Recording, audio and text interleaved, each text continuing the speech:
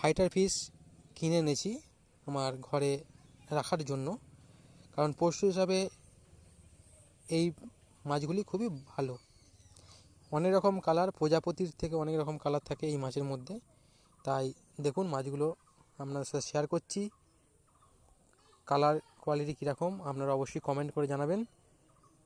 তো চলুন দেখুন মাছগুলি।